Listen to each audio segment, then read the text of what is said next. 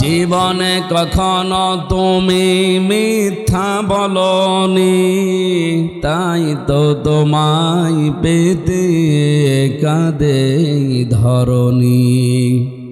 তোমারই মতো নেতা পেলেও গো ফুটতো সুখেরই গোলাপ চামেলি বকুল। আলহামদুলিল্লাহ। বাংলাদেশের ঐতিহ্যবাহী জেলা নোয়াখালী, কোম্পানিগঞ্জ থানার অন্তর্গত দক্ষিণ মসাপুর বাগদারা বাজার ইদ্রিসিয়া আলিম মাদ্রাসার উদ্যোগে 2 দিন ব্যাপী তাফসীরুল কোরআন মাহফিলের স্বনামধন্য সভাপতি, হাজার হাজার আলেমের উস্তাদ, ইসলামিক চিন্তাবিদ, শিক্ষাবিদ, কামিল মাদ্রাসার সম্মানিত অধ্যক্ষ, আমার শ্রদ্ধাভাজন উস্তাদ জনাব মাওলানা ফয়জুল্লাহ আতালাল্লাহু উমরাহু ওয়া বারাকাল্লাহু ফি হায়াতি, বলেন আমিন। এ মাহফিলে এতক্ষণ পর্যন্ত যারা কথা বললেন, বিশেষ করে এখানে এসেছিলেন মাওলানা আব্দুল্লাহ আল আমিন বগুড়া থেকে, মুফতি রাফি বিন মনির সেই মৌলভীবাজার জেলা, তার ঢাকাতে থাকেন, মুহাদ্দিস রফিকুল্লাহ আফসারি, এটা কুমিল্লায় বাড়ি মনে হয়, মাওলানা আব্দুল মজিদ নাটোর। এরপরে বিশেষ আকর্ষণ ছিলেন চট্টগ্রাম বিশ্ববিদ্যালয়ের সম্মানিত ভিপি বড় ভাই জনাব ইব্রাহিম রনি। বড় হবে না ছোট হবে? তাও ছোট হবে না, চেহারা মিয়ারা দেখে মনে হচ্ছে আমার বড় হবে। সঙ্গীত পরিবেশন করেছেন এখানে তাবির নাশিদ ব্র্যান্ড নোয়াখালীর। বিশেষ করে আমার আগে আপনাদেরকে সুরের জগতে বিপ্লবীভাবে মাতিয়ে রেখেছিলেন বাংলাদেশের সফল উদ্যোক্তা, যে সমস্ত মানুষের মাধ্যমে হাজার হাজার মানুষের কর্মসংস্থান তৈরি হয়, তার ভেতরে শিল্পী নিয়ামতুল্লাহ নিজামী একজন। আমি এই কোরআনে 25 জন নবীর দোয়া পেয়েছি।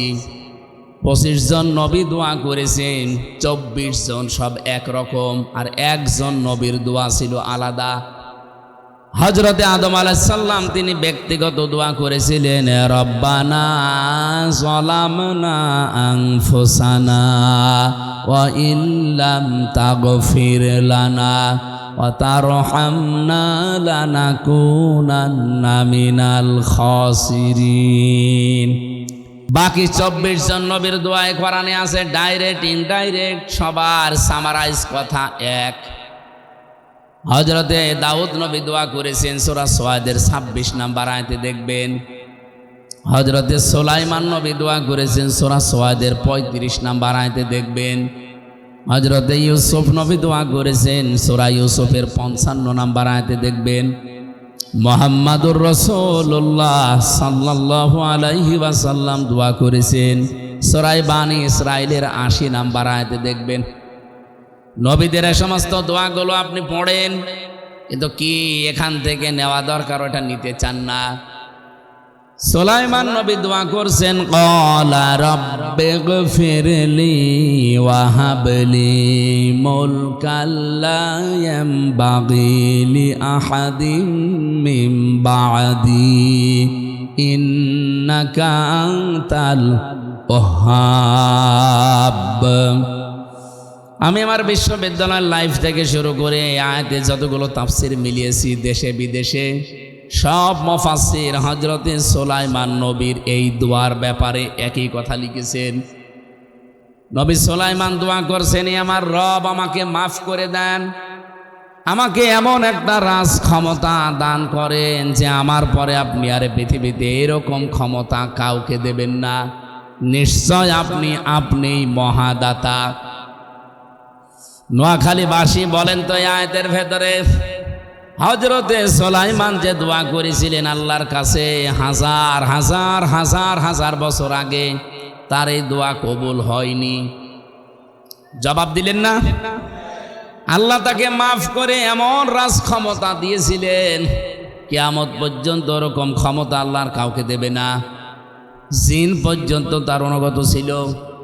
পাখির ভাষা তিনি বুঝতেন, পিপিলিকার ভাষা পর্যন্ত তিনি বুঝতেন, বাতাস পর্যন্ত তার কথা শুনত। এরকম ক্ষমতা কেউ পৃথিবীতে এখন পেয়েছে? পাওয়ার সম্ভাবনা আছে। সুলাইমান নবী সহ যত নবীর দোয়া কোরআন থেকে আমি পড়েছি, বুঝেছি। আমার প্রশ্ন আপনার কাছে, সুলাইমান নবী এই যে রাজ ক্ষমতা চেয়েছিলেন দুনিয়া ভোগ করার জন্যে, এত আসতে বলল। হযরতে সুলাইমান এই পৃথিবীতে রাষ্ট্র ক্ষমতা চেয়েছিলেন আল্লাহর কাছে বেশি বেশি বিয়ে করার জন্য। কেন? একটা বারও চিন্তা করেন না, খালি খতম করে চলে গেলে হবে? এ দোয়ায় তিনি বললেন আমাকে রাজ ক্ষমতা দান করো।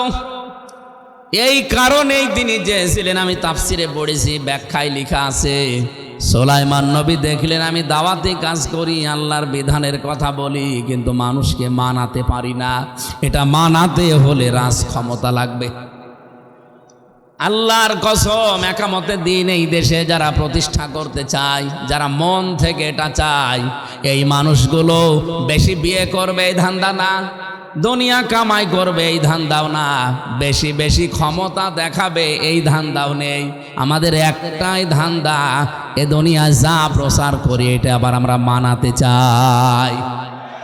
এটা মানাতে হলে রাষ্ট্রীয় ক্ষমতা দরকার নাই, সম্ভব না। বাধার এই প্রাচীরগুলো তৈরি করা লাগবে আইন পাশ করার মাধ্যমে। এই জন্য ইসলাম ক্ষমতায় গেলে যে চারটা কাজ করবে, তার শেষের দুইটা, আল্লাযীনা ইম্মাক্কান্নাহুম ফিল আরদি আকামুস সালাহ ওয়া আতাবুস যাকাতা ওয়া আমারু বিল মা'রুফি ওয়া নাহাউ আনিল মুনকার। ভালো কাজ আমরা আইন পাশ করে জারি করব, অন্যায় কাজ আইন পাশ করে বন্ধ করে দেব। এই জন্য আমাদের পুরাটা জীবনই ইবাদত। জোরে বলেন সুবহানাল্লাহ।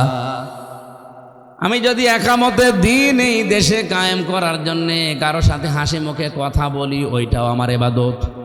কি কথা বলেন না? আমি যে সফর করে এসেছি এই 350 কিলোমিটার, এটাও আমার ইবাদত। 350 কিলো না, 450 কিলো। এখান থেকে কুষ্টিয়া সেই সকাল 11টায় বের হয়ে এখানে রাত 9টায় পৌঁছালাম। এই পুরা সফরটা আমার ইবাদত মনে করেই করেছি, কারণ আমি এই দেশে দিন কায়েমের জন্য এটাকে মাধ্যম মনে করলাম। অনেকে বলে যে, প্রশ্ন করে যা আপনাদের কাজও চা ওদের কাজও তা না, জীবনও না।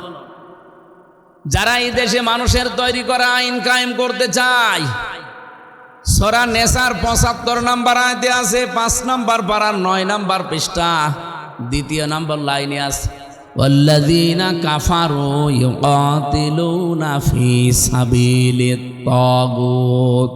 যারা কাফের তারাও লড়াই সংগ্রাম করে, তারাও মিছিল মিটিং করে, তারাও দল করে, তারাও এরকম অনুষ্ঠান করে, কিন্তু তারা তাগুতের রাস্তায়, শয়তানের রাস্তায় করে। আর শয়তানের রাস্তায় হচ্ছে মানুষের তৈরি করা আইন কানুন জমিনে প্রতিষ্ঠিত করার জন্য কাজ করা। কিন্তু আমাদের ঈমান যাদের আছে, আমরাও এই কাজগুলোই হাতে নিয়েছি, আমরা এগুলোই করি, কিন্তু রাস্তাটা ভিন্ন। আল্লাযীনা আমানু ইয়াকাতিলুনা ফি সাবিলিল্লাহ। আল্লাহ বলেন যারা ঈমান এনেছে এই মানুষগুলো লড়াই সংগ্রাম করবে, এরাও মিছিল মিটিং করবে, এরাও দল করবে, এরাও ভোট করবে, কিন্তু এদের রাস্তা হবে আল্লাহর রাস্তায়। প্রশ্ন আসতে পারে, ভোট শব্দটা কোনো জায়গায় তো পাওয়া যায় না। হ্যাঁ পাওয়া যায়, আপনি পাননি তাই। সূরা নেসার 58 নম্বর আয়াতটা দেখবেন বাড়িতে, 5 নম্বর পারার 6 নম্বর পৃষ্ঠা 5 নম্বর লাইনে আছে, ইন্নাল্লাহা ইয়া'মুরুকুম আন তুআদ্দুল আমানাতি ইলা আহলিহা। অবশ্যই আমি আল্লাহ তোমাদের সবাইকে নির্দেশ দিলাম, আমাকে শুধু একা দেয়নি। ইয়া'মুরুকুম, কুম মানে তোমরা সবাই, তোমাদের সবাইকে আল্লাহর নির্দেশ, আন তুআদ্দুল আমানাতি ইলা আহলিহা, তোমাদের যাবতীয় আমানতকে তার প্রাপকের কাছে পৌঁছিয়ে দিবা। এখানে এটা মারেফুল কোরআন তাফসিরে পাবেন। আল্লামা শফি রহমতুল্লাহ আলাইহি তাফসির করতে গিয়ে এই আমানাত বহু বচনের ব্যাখ্যায় তিনি 5টি অর্থ লিখেছেন। এখানে আমানত মানে আপনার কাছে যেটা রেখে গেছে এইটা ফেরত দেওয়া, সে টাকা হোক, পয়সা হোক, কোনো সম্পদ হোক, এমনকি আপনি রায় দেন, ভোট দেন, সাক্ষী দেন, এইটাও আমানত। এমনকি আপনার কাছে যে কথা বললাম যে এটা বাইরে বলবেন না, এইটাও আমানত। তাহলে ভোট যদি আমানত না হয়, ওখানে ভয়কার ট বাংলায় লেখা আছে, আপনি তাফসিরটা নিয়ে আসেন। এ কথা শুনলে অনেকে বলে হ্যাঁ গণতন্ত্র। আরে ভাই, এই দেশে ইসলাম এখন কায়েম করার জন্য যতগুলো পদ্ধতি আছে, এই পদ্ধতি ছাড়া কোনোটা এখন অ্যাপ্লাই করা সম্ভব না। আফগানিস্তানের মতো আমাদের দেশে এত পাহাড় আছে, আপনি লুকিয়ে থাকবেন কোথায়? তাদের 40 বছর রাশিয়া আমেরিকা মিলে বম্বিং করে কিছুই করতে পারেনি। আমাদের তো 40 বছর লাগবে না, 40 সেকেন্ডে তামা বানিয়ে ফেলবে। আবেগ নিয়ে চললেই হবে পাগলদের মতো। বাস্তবতা বোঝেন। বাংলাদেশ জামাতে ইসলামী খুলনা থেকে কৃষ্ণ নন্দী নামে এক ভদ্রলোক হিন্দু, তাকে নমিনেশন দিয়েছে। এর জন্য তোলপাড় চলছে সারা দেশে।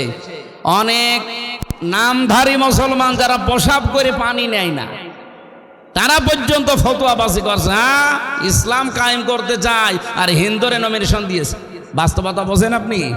দাদা বাবুরা এতদিন বিশ্বের মডলদেরকে এই দেশ নিয়ে দেখাতো যে মুসলমানদের হাতে হিন্দুরা নিরাপদ না, এদেরকে কোনো অধিকার দেওয়া হয় না।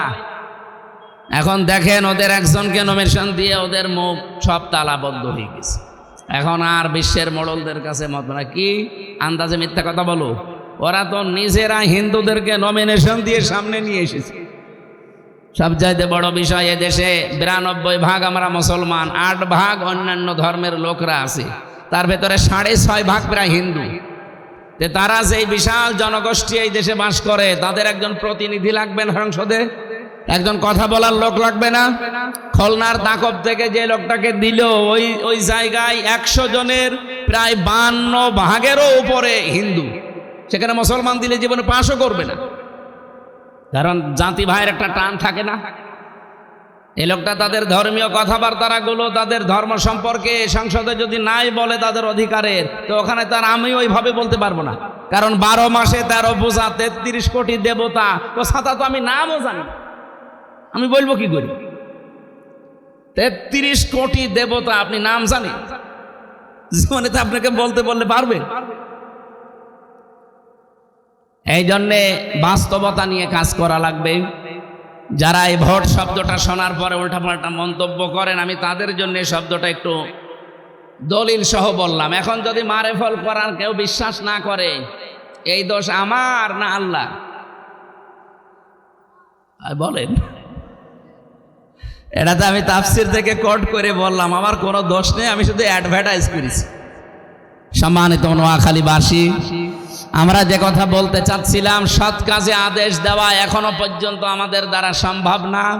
অন্যায় কাজে বাধা দেওয়ার মতো পরিবেশ আমরা এখনো বানাতে পারিনি। সুতরাং আমরা 6 নাম্বার তুমিনুনা বিল্লাহ, আল্লাহর প্রতি ঈমান আনা, ওই রকম একটা শব্দ নিয়ে আজকের আমার তেলাওয়াতকৃত আয়াত আমরা কোরআনে কারীম থেকে কিছু কথা বলতে চাই তাফসীর আকারে। আপনারা শুনবেন তো ইনশাআল্লাহ? মঞ্চে বসা আছেন সম্মানিত ওলামা ইকরাম, বিশেষ করে এই আসনের জন্য বাংলাদেশ জামাত ইসলামী থেকে যিনি নমিনি, অধ্যক্ষ বেলায়েত হোসেন, ইসলামিক চিন্তাবিদ, শিক্ষাবিদ, রাজনীতিবিদ, আল্লাহ রাব্বুল আলামিন তার গোলামকে সফলতার স্বর্ণ শিখরে যেন পৌঁছিয়ে দেন, বলেন আমিন। বাংলাদেশ অলরেডি মেরুকরণ হয়ে গেছে। এই দেশে একদল এখন চাচ্ছে আল্লাহর বিধান প্রতিষ্ঠা করে দেশটাকে রক্ষা করতে, আর একদল উঠে পড়ে লেগেছে দেশটাতে আল্লাহর বিধান বাদ দিয়ে শয়তানের বিধান কায়েম করতে। আমি আর নিচে নামলাম না। সম্মানিত উপস্থিতি, সম্মানিতা মা এবং বোনেরা যারা আছেন, পর্দার আড়ালের সম্মানিতা মা এবং বোনেরা, প্রশাসনের ভাইরা, আর আমি এখন কোনো জায়গায় যাওয়ার আগেই তো কিরামান কাতিবিন চলে যায়। সুতরাং গোয়েন্দা বিভাগের যারা এসেছেন সবাইকে নিয়ে আমরা আল্লাহর দরবারে শুকরিয়া জানাচ্ছি, যিনি আমাদেরকে কোরআনে কারীম শোনার জন্য এই ব্যবস্থা করে দিলেন। বলেন আলহামদুলিল্লাহ। যার মাধ্যমে আসলে সারা দেশে আমার যাওয়া নিষেধ, এখন আমার এলাকা ছাড়া আমি বাইরে যাই না। যে ভাইয়ের কথা ফেলতে পারিনি, আপনাদের এলাকার সন্তান ব্যারিস্টার নুরউদ্দিন, উনি মানে এখনো বাইরে আছে। আজকে ভিডিও কলে কথা বলছি, বাইরে আছে না, বাইরে আছে, এখনো আসেনি। উনি আসবে কিছুদিন পরে। আল্লাহ রাব্বুল আলামিন তার ওই গোলামকে তার সন্তানাদি স্ত্রী পুত্র যা দিয়েছেন সেগুলো কবুল করেন। মা বাবা মনে হয় কবরে আছে, জান্নাতুল ফেরদাউস যেন বানিয়ে দেন কোরআনের খেদমতের কারণে। বলেন আমিন। আমরা কোরআনে কারীম শোনার জন্য যারা প্রচার করেছে, আমি এখানে পোস্টার দেখেছি, পোস্টার প্রচার করেছেন আপনারা, ইউটিউবে প্রচার করেছেন, ইন্টারনেটে দিয়েছেন, এমনকি মাইকিংও করেছেন। মনে হয় 2-3 দিন ধরে মাইকিং করেছে। যাদের কানে এই আওয়াজ গেল সবাই কি এসেছে? বলেন বলেন। আসে নাই কেন? আল্লাহ সে কারণ জানিয়েছে। দেখেন তো আপনার ভেতরে কারণ পাওয়া যায় কিনা, নাকি বলবো না? সূরা জাসিয়ার 8 নম্বর আয়াতে আল্লাহ জানিয়েছেন, যারা আসে নাই তাদের জন্য একটা সুসংবাদ আছে। মনে মনে অনেকের ধারণা যে আল্লাহ এসেই কি ভুল করলাম, না, ভুল করেননি। যারা আসে নাই তাদের জন্য সুসংবাদ কি? ইয়াসমাউ আয়াতিল্লাহি তুতলা আলাইহি সুম্মা ইউসিররু মুস্তাকবিরান কাআল্লাম ইয়াসমাহা ফাবাশশিরহু বিআযাবিন আলীম। যাদেরকে বলা হয়েছে যে কোরআন শোনানো হবে, নোয়াখালী জেলার কোম্পানিগঞ্জের মোসাফর কথা বলতে আসবে, অমক অমক আলোচক নাম পর্যন্ত প্রচার করেছে। হে নবী, আপনি দেখবেন অনেক মানুষ অহংকার করে তারা জায়গায় বসে আছে, আসে নাই। সুম্মা ইউসিররু মুস্তাকবিরান, তারা অহংকার করে নিজেদের জায়গায় বসে আছে। কাল্লাম ইয়াসমাহা, মনে হয় তারা এই আওয়াজ শোনেই নাই। আল্লাহর কথা কত বাস্তব যদি পরীক্ষা করতে চান, বিভিন্ন দোকানে যেয়ে দেখেন এখনো পর্যন্ত আমার নামে গীবত হচ্ছে। আপনি চলেন, আপনি যে দেখবেন গীবত করছে। আমির হামজা এসেছে কুষ্টিয়া থেকে, ও রাজনীতি করবে, না গিয়ে ভালোই করেছি। কথা বলছেন, আপনার বিশ্বাস না হলে চলেন দেখেন, এই কথা বলছে যে না, সে ভালোই করেছি। ফাবাশশিরহু বিআযাবিন আলীম, আল্লাহ বলেন হে নবী, আপনি তাদেরকে যন্ত্রণাদায়ক আযাবের সুসংবাদ দেন।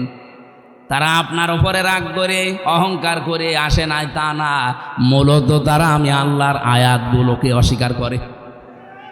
আপনি তো অ্যাডভাইস করছেন, আপনার তো নিজের কোনো কথা কোরআনের ভেতরে আপনি ঢুকিয়ে বলতে পারবেন না। আপনার কাজ শুধু প্রচার করে দেওয়া। যে মানুষগুলো আসে নাই, ওরা কেন আসে নাই জানেন? ওয়ালাকিন্নাজ যালিমিনা বিআয়াতিল্লাহি ইয়াজহাদুন, জালেম যারা, তারা আল্লাহর আয়াতগুলোকেই মূলত অস্বীকার করে। আপনি যে আমার ওপর একটা তহমত চাপিয়ে দিলেন যে উনি রাজনীতি করে, এই জন্য আমি যাইনি। আমি রাজনীতি কেন করি এইটা আপনাকে আগে জানা লাগবে। কথা বলেন না কেন? নামাজের কথায় কোরআনে আছে, এই জন্য আমি নামাজ পড়ি। আল্লাহর কসম, কোরআনে যদি নামাজের কথা না থাকতো আমি নিজে জীবনেও নামাজ পড়তাম না, আর নামাজের জন্য কোনোদিন বলতামও না। রোজার কথা কোরআনে আছে, এই জন্য আমি রোজা রাখি। সারা পৃথিবীর কেউ যদি রোজা না রাখে, আল্লাহর কসম কোরআন হাতে নিয়ে বলছে আমি একাও হলেও রোজা রাখতাম। কথা বলেন না কেন? তামাম পৃথিবীর কেউ যদি রাজনীতি না করে, কোরআনে যেহেতু রাজনীতি করা লাগবে কথা আছে, এই জন্য আমি একা হলেও এই দেশে রাজনীতি করতাম। এতদিন হয়তো বুঝি নাই ওইভাবে, এই জন্য আনঅ্যাক্টিভ ছিলাম। এখন বুঝেছি আলালাহুল খালকু ওয়াল আমরু, এ জমিন যার, বিধান চালানো লাগবে তার। এই জন্য চেষ্টা করে যাচ্ছি যতদিন বিধান কায়েম না হয় কোনো বসার সিস্টেম আমাদের নেই। নামাজের কথা 82 জায়গায় ডাইরেক্ট পেয়েছি কায়েম করা, আর পড়ার কথা পেয়েছি মাত্র 1 জায়গায় ফাসল্লিলি। রোজার কথা মাত্র 1 জায়গায় পেয়েছি, হজের কথা 1 জায়গায় পেয়েছি। এই পৃথিবী চলবে আল্লাহর বিধান দিয়ে, কথা কোরআনে ডাইরেক্ট ইনডাইরেক্ট বেশি 918 জায়গায়। এই জন্য কেউ যদি নোয়াখালীতে কোরআন দিয়ে রাজনীতি না করেন, রাজনৈতিক কোরআনের কথা কেউ যদি না শুনতে চান, আমি একা হলেও বকবক করব। কথা বলেন না কেন? আমার ভাইরা যারা আসেন না, সুতরাং তারা কি তহমত দিলেন? এই যে রাগ করে নিজেদের জায়গায় যারা অহংকার নিয়ে বসে আছেন, মনে হয় যে আপনি শুনতেই পাননি, অথচ আপনি শুনেছেন। 3 দিন ধরে বলেছে এরা মাইকিং করছে, পোস্টারিং করেছে, 15-20 কিলোমিটার ছড়িয়ে দিয়েছে পোস্টার। এমনকি এই পোস্টার আমি কুষ্টিয়া থেকে পেয়েছি ইন্টারনেটে। এত দূর পর্যন্ত পৌঁছিয়েছে। এখানে আসলে এরকম ময়দান 5টা লাগতো। আসলেন না আপনি কোন অহংকারে, কোন সোতানা তার সামনে, কোন ইস্যু তৈরি করে আসলেন না? কি জবাব দেবেন বলেন তো আল্লাহর সামনে? হ্যাঁ, আমি এসেছি বলার জন্য যা জানি ইনশাল্লাহ ওই আয়াতের ওপরে ব্যাসেস করে বলবো। তা আপনি আসলেন না, যা করে আপনি কিন্তু ভালো করেননি। সুতরাং এখনো যাদের কানে আওয়াজ যাচ্ছে, ওই যে আসতেছে, আসেন আসেন, এরা মনে হয় এই ওয়াজ শুনে চলে আসতেছে। আলহামদুলিল্লাহ। নবীজি কোরআন শুধু আপনাদের সামনে না, মানুষের সামনে না, আল্লাহ পাক বলেন আমি জিনদের একটা দলকে আকৃষ্ট করে দিয়েছিলাম নবীর কণ্ঠে কোরআন শুনতে। ওয়াইদে সরফনা ইলাইকা নাফারুম মিনাল জিন্নি ইয়াস্তামিউনাল কুরআন ফালাম্মা হাদারুহু ক্বালু আনসিতু ফালাম্মা কুদিয়া ওয়াল্লাউ ইলা কওমিহিম মুনযিরিন। বলেন আল্লাহু আকবার। স্মরণ করেন ওই সময়ের কথা, এটা সূরা আহকাফের 29 নম্বর আয়াতে আছে। যখন আমি আল্লাহ নিজে, এখানে সরফ না, ফাইল আল্লাহ নিজে কর্তা, আমি আল্লাহ নিজে অনুগত করে দিয়েছি, আকৃষ্ট করে দিয়েছি। আমি আল্লাহ নিজে আকৃষ্ট করে দিলাম জিনদের একটা দলকে আপনার কাছে বা আপনার দিকে। ইস্তামিউনাল কুরআন, তারা কোরআন শুনছিল। ফালাম্মা হাদারুহু, যখন উপস্থিত হয়েছে আপনার সামনে, ক্বালু আনসিতু, তারা একে অন্যকে বলা বলে আরম্ভ করেছে চুপ করো। কারণ কোরআন আরম্ভ হলে চুপ থাকা এবং শোনা দুইটাই ফরজ। কথা বলে না কেন? সুতরাং আপনারা চুপ আছেন? চুপ আছেন আপনারা? জিনরা বলছে ক্বালু আনসিতু, চুপ করেন সবাই। কোরআন তেলাওয়াত আরম্ভ হয়েছে, চুপ। ফালাম্মা কুদিয়া ওয়াল্লাউ ইলা কওমিহিম মুনযিরিন, অতঃপর যখন শেষ হয়ে গেল তেলাওয়াত, ওরা তখন ফিরে গেল নিজের জাতির লোকদের কাছে সতর্ককারী রূপে। নবীজি বলেন কোরআন আমি যখন জিনদের সামনে পড়ছিলাম, তেলাওয়াত শেষ হওয়ার পরে জিনেরা বলে উঠেছে ফাকালু ইন্না সামি'না কুরআনান আজাবা, আমরা আশ্চর্য কোরআন শুনেছি। এ কথা বলছে কারা আপনি জানেন? যাদের বয়স 1500 বছর, 2000 বছর, 5000 বছর, এইরকম জিনরা এই কথাগুলো শোনার পরে যারা তাওরাত শুনেছে, জাবুর শুনেছে, ইনজিল শুনেছে। হযরতে দাউদ নবীর কণ্ঠে ইনজিল শুনলে পাখি পর্যন্ত ওড়া বন্ধ করে দিত, নদীর মাছ পর্যন্ত চলে আসতো ডাঙ্গায়। সেই জিনেরা ইনজিল শরীফ, তাওরাত, এমনকি জাবুর শুনেছে যারা, তারা কোরআন নবীর মুখে শুনে আশ্চর্য বোধ করেছে। আমার বলার বিষয় এইটা না, শুধু জিনেরা আশ্চর্য হয়ে গেছে তা না, তারা বলছে ইয়াহদি ইলার রশদি ফামান্না বি ওয়ালান নুশরিকা বিরাব্বিনা আহাদা। আমরা কোরআন শোনার পরে কোরআন আমাদেরকে পথ দেখিয়ে দিয়েছে হেদায়েতের, আমরা ঈমান এনে ফেলেছি। ঈমান আনবো না, ঈমান এনেছি। ফাআমান্না বি, আমরা অলরেডি ঈমান এনে ফেলেছি। এমন ঈমান আনলাম যে ঝড় আসলে আমাদের ঈমান লিভে যাবে, নষ্ট হয়ে যাবে, তা না। ওয়ালান নুশরিকা বিরাব্বিনা আহাদা। নুশরিকা মোজারে, বর্তমান ভবিষ্যৎ, প্রেজেন্ট ফিউচার। এর আগে লান দিয়েছে। জিনেরা বলছে জীবনে কোনো দিন এই আল্লাহর সাথে আর শরীক করছি না, করবো না। বলেন আল্লাহু আকবার। নোয়াখালীবাসী শিক্ষিত মানুষ আপনারা বলেন তো, জিনেরা কোরআন শুনেছিল কয় দিন? মাত্র কয়েক মিনিট কোরআনে কারিম শোনার পরে তাদের হেদায়েতের পথ কোরআন দেখিয়ে দিয়েছে। তারা ঈমান এনেছে এবং সিদ্ধান্ত নিয়েছে জীবনে কোনোদিন আল্লাহর সাথে শিরিক করব না। আর আমরা সে জন্মের পর থেকে কোরআন শুনছি, আমাদের আজ পর্যন্ত হেদায়েতের পথ কোরআন আমাদের দেখিয়ে দিল না। তার মানে কোরআন থেকে হেদায়েত আমরা নিতে পারিনি। এখনো আমরা ঈমান যা এনেছি, ঈমানের ভেতরে এখনো বেদাত, এখনো শিরিক ভরপুর।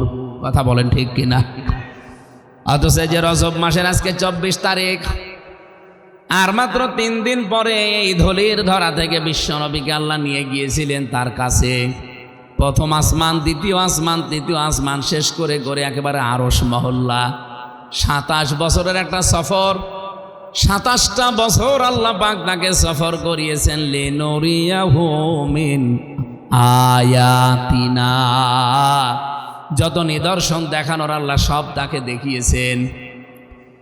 আল্লাহ রাব্বুল আলামিন বলেন, 3টা জিনিস আমার নবীকে আমি ওই দিন হাদিয়া দিয়েছি, আর 14টা জিনিস এই 27 বছরে বসিয়ে বসিয়ে শিখিয়েছি। অশান্ত পৃথিবীকে শান্ত করার জন্যই 3টা হাদিয়া খুব দরকার, আর ওই 14টা কর্মসূচি অ্যাপ্লাই করা খুবই জরুরি। বাংলাদেশ যেহেতু এখন অশান্ত করার অনেকে চেষ্টায় আছে এবং এখনো আমরা শান্তিতে নেই, আছি। আরো জোরে বলেন। 2 দিন আগে আমার কুষ্টিয়ার জেলা স্কুলের সামনে দিনের বেলা আমার সামনে একজনকে কুপিয়ে মেরে ফেললো, সঙ্গে সঙ্গে শেষ। ওই দিন ঢাকাতেও একটা মেরেছে কুপিয়ে। কি অবস্থা বলেন তো? কুষ্টিয়া থেকে এ পর্যন্ত 450 কিলো আসতে আমার 7 বার রাস্তায় দাঁড় করিয়েছে। অথচ বাইরের দেশগুলোতে এই দেশের চাইতে প্রায় 7 ডবল, 10 ডবল, 30 ডবল, 50 ডবল দেশে আমি গেছি। এত বড় বড় বিশাল দেশে আমি সফর করে দেখেছি। মালয়েশিয়া বাংলাদেশের চাইতে প্রায় 5 ডবল বড়। এদেশের এই মাথা থেকে ও মাথা মাত্র 1150 কিলোমিটার। মালয়েশিয়া এক একটা প্রদেশের চাইতে বড়।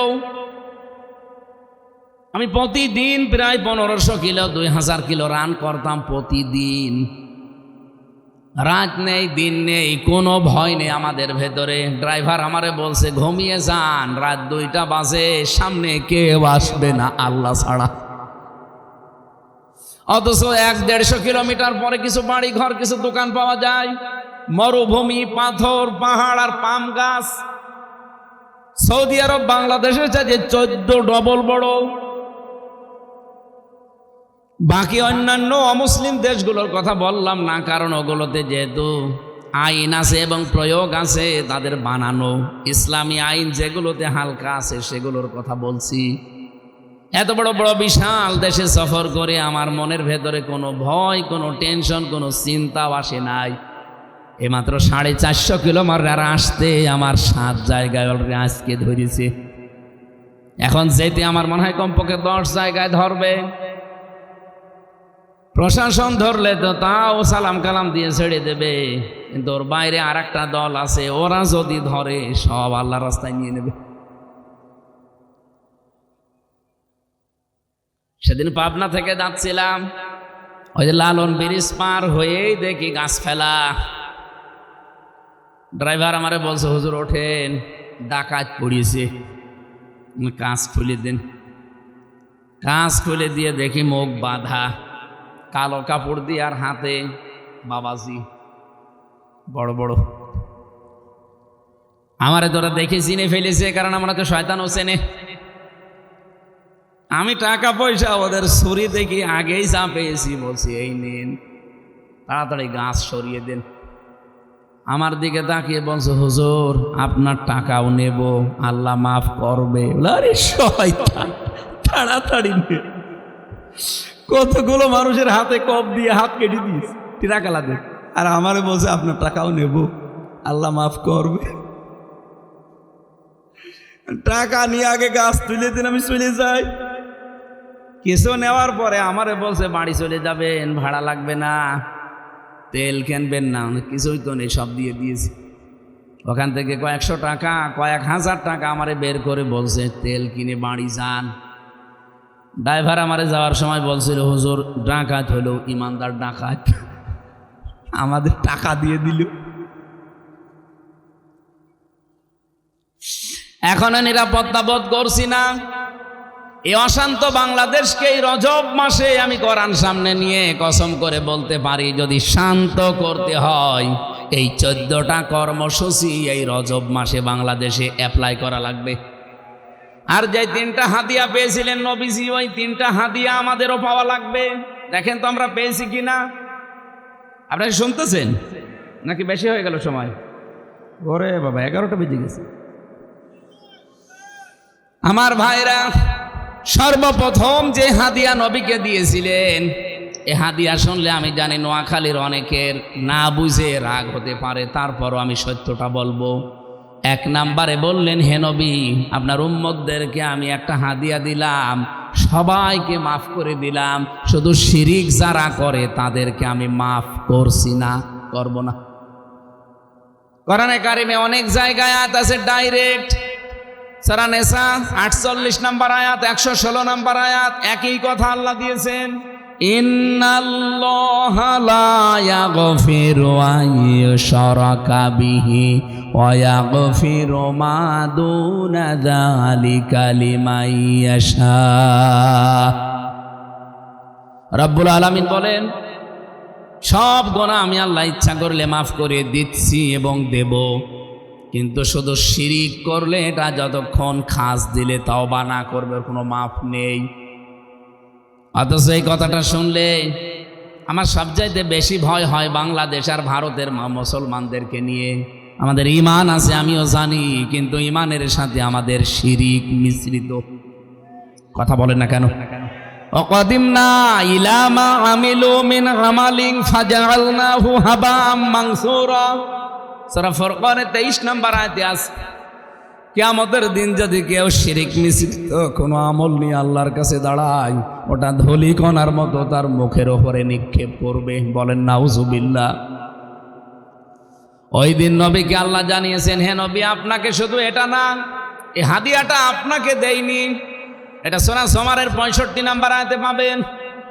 যত নবী রাসূল দুনিয়ায় পাঠিয়েছি প্রত্যেকের কাছে আমি এই ওহীটা করেছিলাম, ওয়ালাকাদ উহিয়া ইলাইকা ওয়া ইলাল্লাযীনা মিন ক্বাবলিকা লাইন আশরাকতা লা ইয়াহবাতান্না আমালুকা ওয়া লা তাকুনান্না মিনাল খাসিরিন।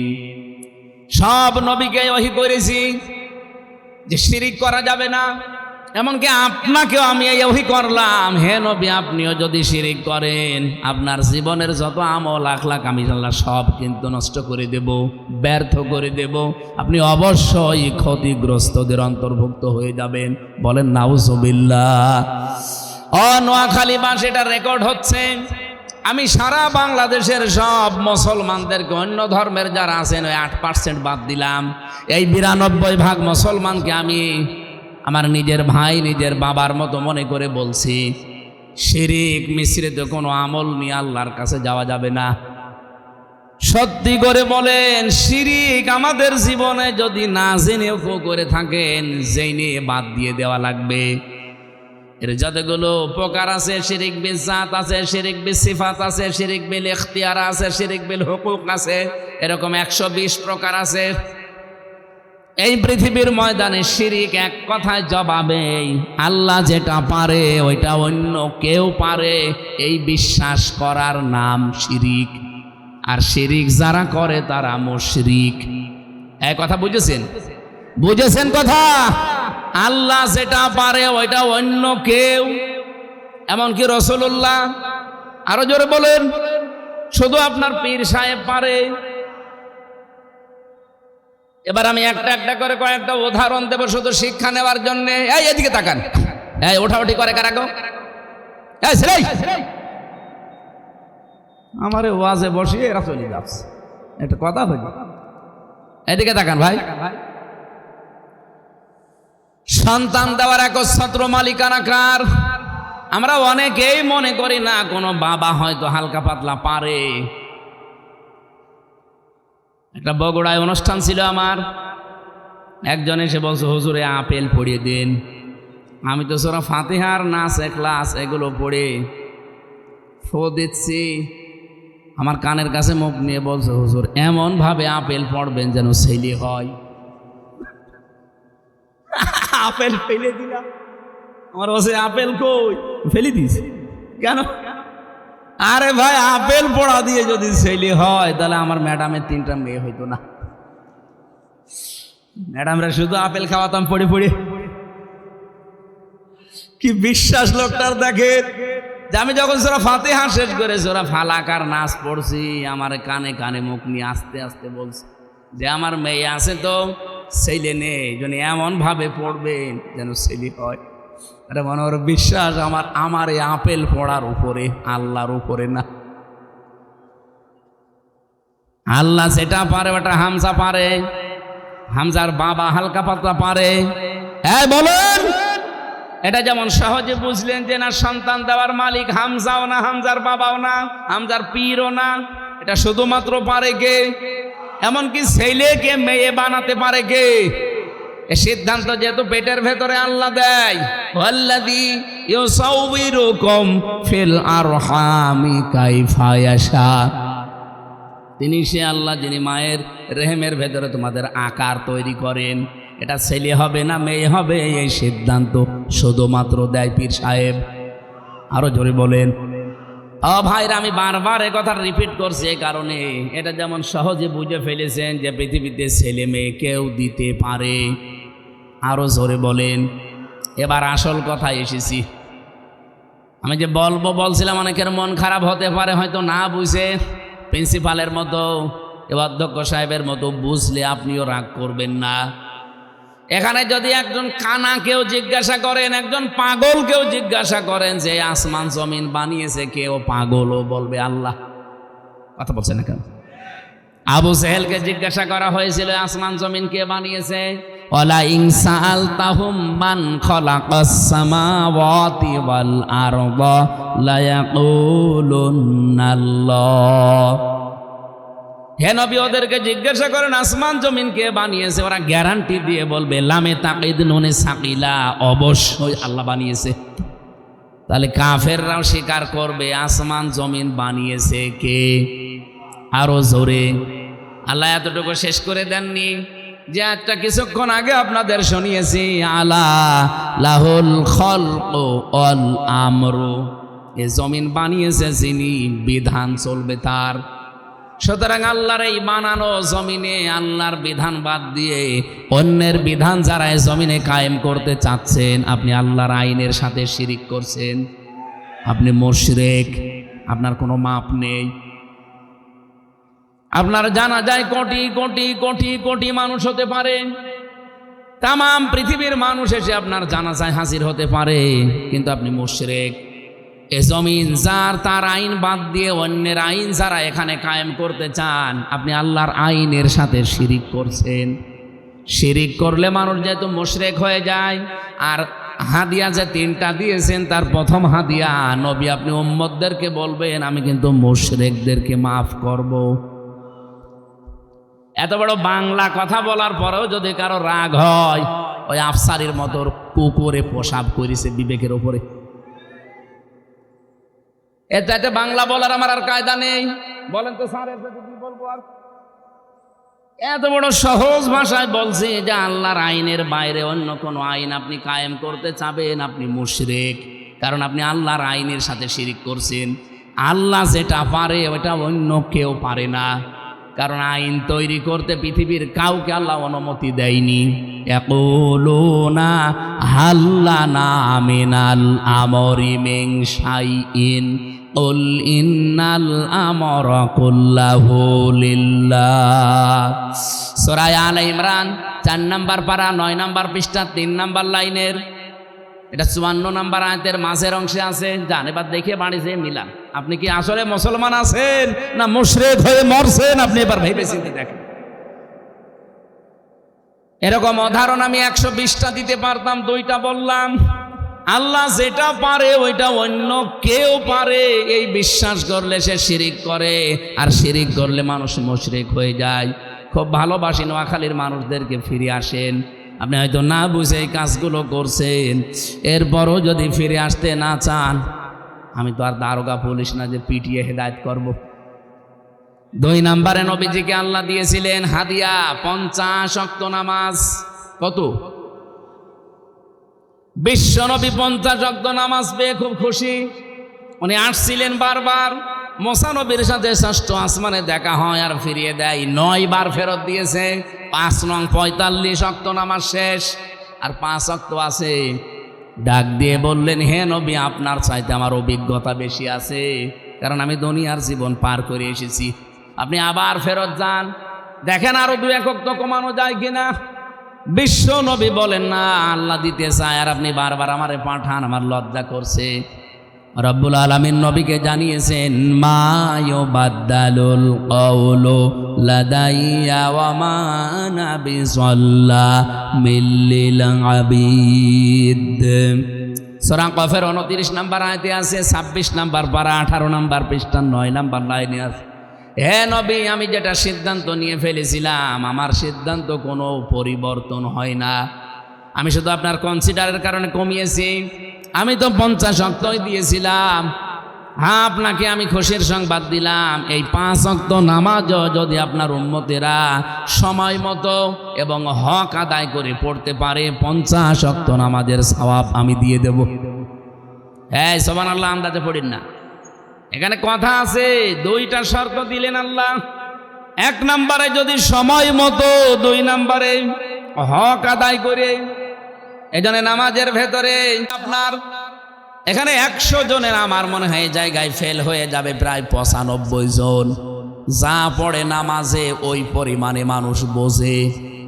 আরো জোরে বলেন না। আল্লাযীনা হুম আন সালাতিহিম সাহুন, যে মানুষগুলো নামাজ পড়ার পরও ধ্বংস হয়ে যাবে, তারা যারা সাহুন, যারা নামাজ সম্পর্কে উদাসীন। এই সাহুনের ব্যাখ্যায় ফি জিলালিল কোরআন লিখেছেন এই 3টা বিষয়। 1 নম্বরে নামাজ পড়বেন যা, ওইটা যেন শুদ্ধ হয়। 2 নম্বরে নামাজের ভেতরে যা পড়বেন ওটা যেন আপনি বাস্তবে বুঝে দুনিয়ায় আমল করতে পারেন। 3 নম্বরে নামাজ আপনি সেখানে পড়বেন, যার পেছনে পড়বেন ওই লোকটা যেন আপনার চাইতে অন্তত কিছু না কিছু ভালো হয়। এই হাদিস তো আজকে আমি আসার সময় পড়ছিলাম, তিরমিজি শরীফের হাদিস। এখানে আমরা স্টেজে মনে করেন 20 জন মানুষ আছে, এখন নামাজের সময় হয়ে গেছে। নামাজ আপনি কাকে সামনে দেবেন ইমামতি করার জন্যে? এখানে সব চাইতে যিনি বয়স্ক আছে এবং নামাজের ব্যাপারে যার মাসলা মাসাইল বেশি জানা আছে, এমনকি যার ভেতরে আল্লাহর তাকওয়া ভয় বেশি, সুন্নাতের পাবন্দি বেশি, সর্বোপরি যার বউ সুন্দরী। আপনি হাসতেছেন কোন কারণে? আমি কি বানালাম স্যার? বউ সুন্দরী হওয়া লাগবে, যার সবচাইতে বেশি বউ সুন্দর, তারে আপনি দেবেন 4 নম্বর শর্ত। এটা প্রশ্ন আসতে পারে আমাদের সবার, এখানে বয়স সমান সমান ঠিক আছে, তাহলে কি করা যাবে? তাহলে নামাজের ব্যাপারে এলেম আছে কার বেশি? সবারই সমান। 3 নম্বরে এখানে আল্লাহর ভয় মানে সুন্নাতের পাবন্দি এখানে সবচাইতে বেশি করে কে? সবাই সমান। 4 নম্বরে আপনি দেখবেন এখানে 20 জনের বউ সুন্দরী কার? নবীজি আন্দাজে কথা বলেননি, অবশ্যই এখানে কোনো হিকমত আছে। আমি ব্যাখ্যায় পড়ছিলাম যে বউ সুন্দরী কথা কেন বললেন, কারণ যে লোকটার বউ সুন্দরী হয় তার মন এদিকে ওদিকে ঝোঁকার সম্ভাবনা কম থাকে। আমাদের একটু সমস্যা আছে, আমাদের বউ সুন্দরী হোক আর যাই হোক ঝোঁকা লাগবে। নবীজি বলেন আমার কাছে 3টা জিনিস প্রিয়, খুব ভালো লাগে। একটা সুগন্ধি, আর একটা নামাজ, আর একটা ইমরাতি, আমার স্ত্রী। আমাদের কাছেও নামাজ ভালো লাগে অনেকের, সুগন্ধিও ভালো লাগে, ইমরাতি আমাদের স্ত্রীও ভালো লাগে, কিন্তু নিজেরটা বাদ দিয়ে অন্যেরটা। কথা বলে না কেন? এই জন্যে তো পরকীয়া প্রেম করে। নাকি এই নোয়াখালী এসব নেই? এই নোয়াখালী সেই জেলা না যেখানে 4 সন্তানের মাও ও থানাটা মনে হয় কি সুবর্ণচর না কোন থানা যেন। আমি একটা অনুষ্ঠান নিয়েছিলাম, ওখানে যেই গোষ্ঠীর লোকজন ওই কাজ করেছে তারা বলছে ওই হুজুর আসলে ওই হুজুরের খবর আছে। আমি কি মিথ্যা বলেছিলাম? একটা কাজ করবেন উল্টা পাল্টা, আবার বলাও যাবে না। এই জন্যই তো ইসলামকে ক্ষমতায় নেওয়া দরকার। কত হাফ প্যান্ট পরা মানুষকে বাইরের দেশে আমি দেখেছি। থাইল্যান্ডে গিয়েছিলাম, কই সেখানে তো কেউ উল্টা পাল্টা নজরেও তাকাচ্ছে না। অনেকে বলো হুজুর জিনিস দেখলে মাথা ঠিক থাকে না। মাথাও ঠিক থাকবে, আপনিও ঠিক থাকবেন যদি আইন থাকে। এবার যদি ইসলাম, আল্লাহর কসম, যদি ইসলাম এবারে দেশে কায়েম হয়ে যায়, আপনি জেনা করার চিন্তা ভাবনা দূরের কথা, স্বপ্ন দোষ বন্ধ হয়ে যাবে।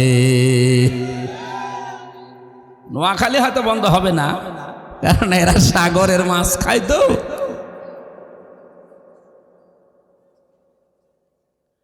নোয়াখালীবাসী 3 নাম্বার যে শর্ত বললাম, আপনি যার পেছনে নামাজ আদায় করবেন এই লোকটা আপনি দেখেই অবশ্যই ইমামতির জায়গায় দাঁড় করিয়েছেন। এই নোয়াখালী মুসাফর মসজিদের যাকে ইমাম নেওয়া হয় তার মাথা থেকে পা পর্যন্ত দেখা হয়। কথা বলেন না কেন? এমনকি তার বউ পর্দায় থাকে কিনা তাও দেখা হয়।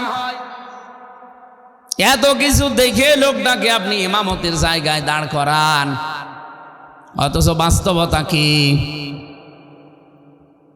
ওই লোকটার হাতে কোনো দিন এই এলাকার মানুষেরা মসজিদের দান বাক্সর চাবিও দেয় না। আমাদের এলাকার কথা বলছি, দেয় না? এলাকায় দেয় না? দেয় না। মসজিদের দান বাক্সর চাবি থাকে ক্যাশিয়ারের কাছে। কয় টাকায় ওঠে? নাই 20,000 টাকায় উঠলো মাসে। সেই টাকাটা একটা বাক্সে তালা মারা, সেটার তালা চাবি রেখে দেয় ক্যাশিয়ার, ইমামের কাছে দেয় না। অথচ যেই লোকটা এবার এমপিতে দাঁড়াবে তার কাছে কোটি কোটি টাকা বাজেট আসবে যদি সে পাশ করতে পারে। আমার তো মনে হয় এই দেশে এবার যারা এমপিতে দাঁড়াবে তাদের চরিত্র ইমাম সাহেবের চাইতে 100 গুণ ভালো হওয়া লাগবে। নামাজের এই 3 নাম্বার শিক্ষা যদি নিতে পারি আমরা, এই দেশে কোনো বেনামাজি, কোনো চরিত্রহীন মানুষ সংসদে যেতে পারবে। আপনি নবীজির হাদিয়া তো গ্রহণ করলেন না। আল্লাহ নবী হাদিয়া নিয়ে এসেছিলেন। 5 ওয়াক্ত পড়লে 50 ওয়াক্ত নামাজের সওয়াব এমনি না, এই কারণে পাওয়া যাবে। আসেন না আমরা একটু বোঝার চেষ্টা করে নামাজটা আদায় করে। খালি লোক দেখানোর জন্য নামাজ পড়লেই হবে না। ফাসাল্লি লিরাব্বিকা ওয়ানহার, ফাসাল্লি আছে, এরপরে লিরাব্বিকা আছে। আল্লাহ বলেন নামাজ আদায় করো এবং নামাজটা যেন আল্লাহর জন্য হয়। আল্লাহর জন্য কেউ যদি নামাজ আদায় করতে চায় এই শর্তগুলো তার ভেতরে পাওয়া যাবে। শুদ্ধ করে পড়বে, যা পড়ে সে বুঝবে এবং যা বোঝে ওই অনুযায়ী তার প্র্যাকটিক্যাল লাইফ চালাবে। 4 নাম্বারে যতটুকু নামাজের ভেতরে পড়বে যার পেছনে ইমামটাকে সে যেন নির্বাচিত করে নেয়। আমাদের দেশে আমরা ইমাম নির্বাচিত করি ঠিক, কিন্তু শুধু নামাজের ইমাম, পরিবারের ইমাম লাগে, সমাজের ইমাম লাগে, রাষ্ট্রের ইমাম লাগে। এই ইমামগুলো আমরা নির্বাচনের সময় নামাজের এই হক আদায়ের শিক্ষাটা নেই না। এই জন্য আমাদের সমাজ পরিবর্তন হয় না। রজব মাসে এই হাদিয়া নবীকে আল্লাহ যা দিলেন আমরা এভাবে হাদিয়া গ্রহণ করতে পারবো না। আরো জোরে বলেন। 3 নাম্বারে হাদিয়া দিয়েছিলেন সূরা বাকারার শেষের 2টা আয়াত, যেটা আমরা একটা পড়লাম। আমানার রাসূলু বিমা উনজিলা ইলাইহি মির রাব্বিহি ওয়াল মুমিনুন। নবীজিকে আল্লাহ শিখিয়েছিলেন যে ঈমান কি করে আনা লাগে, ঈমান আনার পরে নিজের অপরাধগুলো কি করে মাফ করা লাগে, সেই পদ্ধতি নবীকে আল্লাহ শিখিয়েছেন। 3 নাম্বারে কাফেরদের উপরে বিজয়ী হতে হলে কি কি কর্মসূচি হাতে নেওয়া লাগে, কোন পদ্ধতিতে যাওয়া লাগে, ওইটা আল্লাহ শিখিয়েছেন। এই 2টা আয়াতে এই 3টা বিষয় আছে। আসেন তো আমরা এই 3টা বিষয় একটু সামনে নিয়ে আসি। ঈমান, যেহেতু তুমিনুনা বিল্লাহ বলেছিলাম যে যারা ঈমান আনবে আল্লাহর প্রতি, রাসূলুল্লাহকে আল্লাহ ডাক দিয়ে বললেন আমানার রাসূল, ঈমান এনেছে রাসূল। আমানার রাসূল বিমা উনসিলা ইলাইহি মির রাব্বিহি, যা তার রব তাকে দিয়েছে বা তার উপরে নাজিল করা হয়েছে। অল মুমিনুন, এবং পৃথিবীতে যারা মমিন বলে দাবি করে তারাও ঈমান এইটার উপরে আনবে। আমরা যদি ইমানদার হতে চাই, আমাদের রবের পক্ষ থেকে যেটা আমাদের উপরে নাজিল হয়েছে তার নাম কি বলেন তো? আরো জোরে বলেন। এটার উপরে ঈমান আনা লাগবে। প্রশ্ন আসতে পারে, ঈমান তোমার আছে না? এই আয়াতের জবাব দিয়েছেন আমার আল্লাহ সূরা নিসা 61 নম্বর আয়াতে, ওয়াইযা ক্বিলা লাহুম তাআলাউ ইলা মা আনজালাল্লাহু ওয়া ইলার রাসূলি রাআইতাল মুনাফিকিনা ইয়াসুদ্দুনা আনকা সুদুদা। নবী, আপনি যখন ওদেরকে বলবেন যে আসো আল্লাহর বিধানের দিকে, আল্লাহ যা নাজিল করেছে, রাসূলের আদর্শের দিকে, আপনি দেখবেন বহু মানুষ আছে আস্তে করে আপনার কাছ থেকে পেছন ফিরে কেটে পড়ছে। ওই যে কেটে পড়ছে, দেখলেন? আয়াতটা কত বাস্তব, যে কেটে চলে যায় আরেকটা চলে যাচ্ছে। এগুলো টাটকা নির্ভেজাল মুনাফিক। যান এবার যান, যান এবার যান, আপনার পোশাক লাগুক আর কি লাগুক, যান এবার। আল্লাহর বিধান এই জমিনে কায়েম করি আসো রাসূলের আদর্শ দিয়ে, তখন দেখবেন আস্তে করে মানুষ কিছু চলে যায়। হ্যাঁ, তারা বলে কোরআন আল্লাহ নাজিল করেছে, এটা আমরা বিশ্বাস করি। আলাম তারা ইলাল্লাযীনা ইয়াজউমুনা আন্নাহুম আমানু উনজিলা ইলাইহিম মির রাব্বিহি, আলাম তারা ইলাল্লাযীনা ইয়াজউমুনা আন্নাহুম আমানু বিমা উনজিলা ইলাইকা ওয়া মা উনজিলা মিন ক্বাবলিকা ইউরিদুনা আন ইয়াতাহাকামু ইলাত তাগুত ওয়া ক্বাদ উমিরু আন ইয়াকফুরু বিহি। সূরা নিসার 60 নম্বর আয়াতে আল্লাহ মনে হচ্ছে এভাবে দেখিয়ে দিচ্ছে আঙ্গুল দিয়ে। আলাম তারা, তারা শব্দের শাব্দিক অর্থ হয় চোখ দিয়ে দেখা, আর নাজারা মানে গবেষণা করে দেখা। আল্লাহ বলেন, হে নবী, আপনি কে চোখ দিয়ে দেখতে পান ওই মানুষগুলোকে যারা বলে যে আল্লাহ নাজিল করেছে। হে নবী, আপনার উপরে আপনার পূর্বে সব আমরা বিশ্বাস করি, আমরা বিশ্বাস করি, এ কথা বলার মতো মানুষ দেশে নেই। এই কথা বলেন না কেন? আপনি নিজের সাথে মিলান তো আয়াতটা। ইউরিদুনা আইয়াতাহাকামু ইলাত তাগুত, কিন্তু যখন তারা বিচার ফায়সালা চায়, এ জমিন কিভাবে চলবে, বিচার আচার কিভাবে চলবে, তখন হে নবী আপনি দেখবেন ওরা দৌড়িয়ে তাগুতের দিকে ছুটতেছে। তার মানে মানুষের তৈরি করা নিয়ম নীতির দিকে দৌড়িয়ে যাচ্ছে।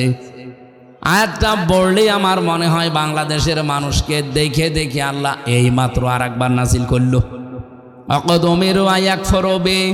অথচ ওদের নিষেধ করা হয়েছে যে তাগুতের অনুসরণ করা যাবে না। ওয়ায়ুরিদু শাইতানু, শয়তান চাই আন ইউদিল্লাহুম দালালাম বাঈদা, তাদেরকে বিভ্রান্তির একেবারে নিম্ন গহ্বর পর্যন্ত পৌঁছিয়ে দিতে। নোয়াখালীবাসী কোরআনের আয়াতগুলো পড়লে যেহেতু মানুষের হেদায়েত পাওয়ার সম্ভাবনা বেশি, এজন্য কোরআনের আয়াত দিয়ে আপনাদেরকে এই কথাগুলো শোনালাম। মুসলমান আমরা দাবি করছি, আমিও জানি, ঈমান আমাদেরও আছে, আল্লাহ যা নাজিল করেছে এটা আমিও মানি, আপনিও বিশ্বাস করেন। কিন্তু যখন বলা হয় যে নাজিলকৃত বিধান দিয়ে আসেন আমাদের পরিবার, সমাজ, রাষ্ট্র, আদালত এগুলো চালায়, তখন নবী আপনি দেখতে পাবেন কিছু মানুষ আপনার আল্লাহর বিধান বাদ দিয়ে মানুষের তৈরি করা বিধানের দিকে দৌড়াচ্ছে। এতে যে নামেই দৌড়াক, ওটা কাফের, ওটা মুনাফিক। ওটা কি? এদেশে এবার মুনাফিক আছে কিনা আপনি বলেন? কিভাবে ঈমান আনবেন আল্লাহ সে পদ্ধতি নবীকে, নবীর মাধ্যমে ওই দিন শিখিয়েছেন আমাদেরকে। কুল্লুন আমানা বিল্লাহি ওয়া মালাইকাতিহি ওয়া কুতুবিহি ওয়া রুসুলি, তারা সবাই ঈমান এনেছে আল্লাহর প্রতি, ফেরেশতাদের প্রতি, কিতাবের প্রতি, রসুলদের প্রতি। আল্লাহ রসুলি না দিয়ে রসুলি দিলেন কেন? এই রসুলি শব্দের শাব্দিক অর্থের ভেতরে তাফসিরে পড়তে পেয়েছি, এটা তাফসিরে ফি জিলালিল কোরআনে আছে, সাজ্জাদ কুতুব দিয়েছেন। হযরতে মুসা আলাইহিস সালাম, ঈসা আলাইহিস সালামের মতো নবী এত বড় পাওয়ারফুল, তথ্যটা পাবেন সূরা আলে ইমরান 3 নম্বর পারা 19 নম্বর পৃষ্ঠার 9 নাম্বার লাইনের 81 নাম্বার আয়াতে আছে। আমি দলিলগুলো লম্বা করছি না, শুধু আয়াত বলে দিলাম। ওয়াইদা খাযাল্লাহু মিসাকান নাবিয়্যিনা লামা আতাইতুকুম মিন ক্বাবলু ইলা আখির আয়াত। আয়াতের মাঝে একটা শব্দ আছে, সেই শব্দের ব্যাখ্যা করার জন্য আমি পড়লাম ক্বালু আকরারনা, তারা সবাই বলেছে আমরা স্বীকার করলাম। শেষ নবী যে একজন আসবে তার পরিচয় তিনি আল্লাহ কোরআনে কারিমের ভেতরে, ইনজিলের ভেতরে, তাওরাতের ভেতরে, জাব্বুরের ভেতরে দিয়েছিলেন। ওনারা সবাই স্বীকার করেছে। নবীকে আল্লাহ এটা শোনাচ্ছেন। ওয়াইদ আখাযাল্লাহ, স্মরণ করেন ওই সময়ের কথা। আল্লাহ যখন অঙ্গীকার নিয়েছিলেন এই নবীদের থেকে আপনার সম্পর্কে, হে নবী, ওরা সবাই স্বীকার করেছে যে হ্যাঁ আপনি শেষ নবী, আপনি শ্রেষ্ঠ নবী। এমনকি মুসা নবী, ঈসা নবীও দুনিয়ায় যদি এখন আসে, আর কেউ যদি আল্লাহর নবী মুহাম্মদুর রাসূলুল্লাহর আদর্শ বাদ দিয়ে মুসা নবীর আদর্শ, ঈসা নবীর আদর্শ গ্রহণ করে চলে, এই আয়াতের ব্যাখ্যায় পড়েছি নবীজি বলেন ওই লোকটা জাহান্নামী। এই এত আসতে বলেন কোন কারণে? কি বুঝলেন এখান থেকে? কিছু বুঝে হ্যাঁ বললেন। আল্লাহর নবী বলছেন এখন যদি মুসা নবী দুনিয়ায় আসে, ঈসা নবীও আসে, যদিও ঈসা নবী আসবে কিন্তু উম্মত হয়ে। এত বড় পাওয়ারফুল যারা আল্লাহর সাথে কথা বলতো সরাসরি, হযরতে মুসা কালিমুল্লাহ বলা হয়, ঈসা রূহুল্লাহ বলা হয়, তারা আসলে যদি তাদের আদর্শ কেউ মেনে নিয়ে আল্লাহর নবীকে বাদ দিয়ে দেয়, সে লোকটা যদি জাহান্নামে যায়। আজ বাংলাদেশে আল্লাহর নবী মুহাম্মদুর রাসূলুল্লাহর আদর্শ বাদ দিয়ে কেউ যদি বাবার আদর্শ, কেউ যদি স্বামীর আদর্শ গ্রহণ করে, নিশ্চিত সে জাহান্নামী। নিয়ে আসবেন কোন হুজুর? নিয়ে আসবেন, নিয়ে আসেন, যান। প্রিন্সিপাল তো বসে আছে, আরো কোন হুজুর নিয়ে আসবেন? নিয়ে আসেন তো। এত বড় বাংলা ছাক্কা কথা বলার পরে কেউ যদি রাগ করে, এ রাগটা কোরআনের উপরে করেন, আমার উপরে না। এত বড় মুসা নবী, ঈসা নবী আসার পরে যদি পৃথিবীতে এখন বিশ্ব নবীর আদর্শ বাদ দিয়ে কেউ মুসা নবীর দিকে দৌড়ালে সে জাহান্নামে যায়, ঈসা নবীর দিকে দৌড়ালে কেউ জাহান্নামে যায়। আপনি বলেন এই পৃথিবীর ময়দানে এখন নবী মুহাম্মদুর রাসূলুল্লাহ বাদ দিয়ে কোন আদর্শ আছে? আশা করছি আপনি বুঝেছেন কি বলতে চাই এবং কি শুনেছেন। এরপরেও যদি আপনার বিবেকটা কাজে না লাগে, আমার আর কিছু করার নেই। আমার শুধু দায়িত্ব ছিল পৌঁছিয়ে দেওয়া। ইন্নামা আলাইকাল বালাগ ওয়া আলাইনাল হিসাব। পৌঁছিয়ে দেওয়ার দায়িত্ব আমার, হিসাব নেওয়ার দায়িত্ব কার? আপনার ওপরে ছেড়ে দিলাম। এবার 14টা জিনিস শিখিয়েছিলেন না, সময় বেশি হয়ে যাচ্ছে। আমারও সকাল থেকে আবার অনুষ্ঠান শুরু, আমি আর থাকতে পারছি না।